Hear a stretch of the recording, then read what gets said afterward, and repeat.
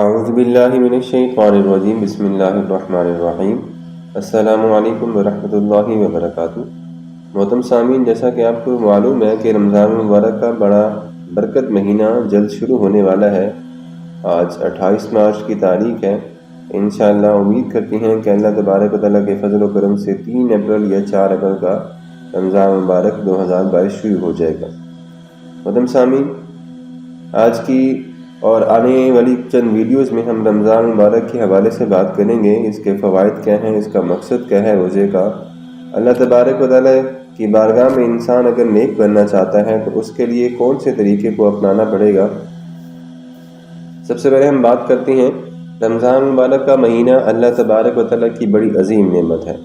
اس مہینے میں اللہ تبارک و تعالیٰ کی طرف سے انوار و برکات کا سیلاب آتا ہے اور اس کی رحمتیں موسلادھار بارش کی طرح ہم پر یا انسانوں پر برستی رہتی ہیں، مگر ہم لوگ پھر بھی اس مبارک مہینے کی قدر و منزلت سے بالکل واقف نہیں ہیں، کیونکہ ہماری ساری فکر اور جد و جہد دنیاوی کاروبار کے لیے، دنیا کے حصول کے لیے ہم نے اپنے آپ کو وقف کر دیا ہے۔ محترم سامعین، اس مبارک مہینے کی قدر صرف وہی لوگ کر سکتے ہیں جن کو آخرت کی فکر ہوتی ہے اور جنہیں یہ بھی پتہ ہے کہ ہم نے اس دنیا میں ہمیشہ نہیں رہنا بلکہ یہاں سے چلے بھی جانا ہے۔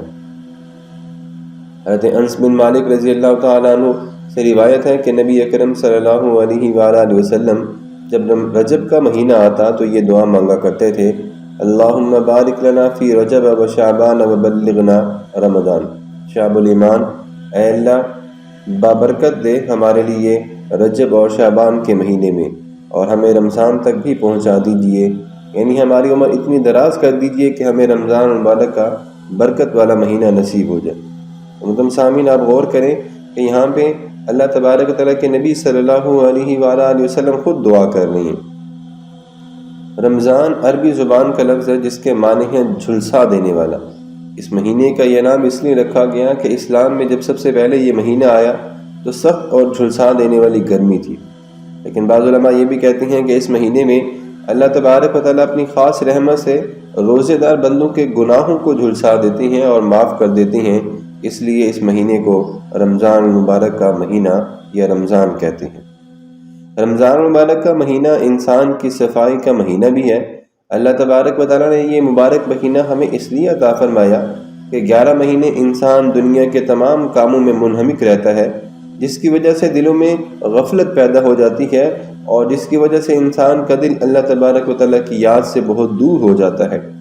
روحانیت اور اللہ تبارک و تعالیٰ کے قرب میں کمی واقع ہو جاتی ہے، تو رمضان مبارک میں آدمی اللہ تبارک و تعالیٰ کی عبادت کر کے، قرآن مجید کی تلاوت کر کے اس کمی کو دور کر سکتا ہے، دلوں کی غفلت اور ضنگ کو ختم کر سکتا ہے، تاکہ اللہ تبارک و تعالیٰ کا قرب حاصل کر کے انسان دوبارہ زندگی کا ایک نیا دور شروع کر جائے۔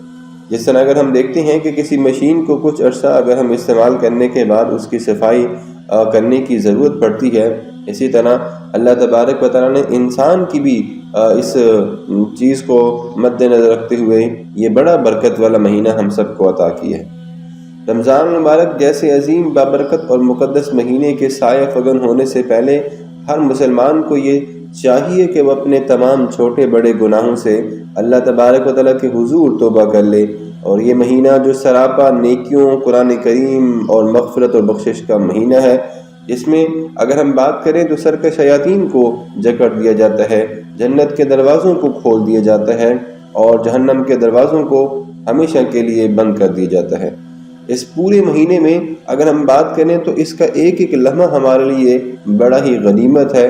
زیادہ سے زیادہ نیک اعمال کرنے کی کوشش کریں تاکہ ہم اس مبارک مہینے میں اللہ تبارک و تعالیٰ کے فیوز و برکات سے بھرپور فائدہ اٹھانے کی ہر ممکن کوشش کر سکیں۔ اگلی ویڈیو میں ہم بات کریں گے کہ روزے کا مقصد کیا ہو سکتا ہے۔ آج کی ویڈیو ہم یہیں پہ مکمل کرتے ہیں۔ اللہ حافظ۔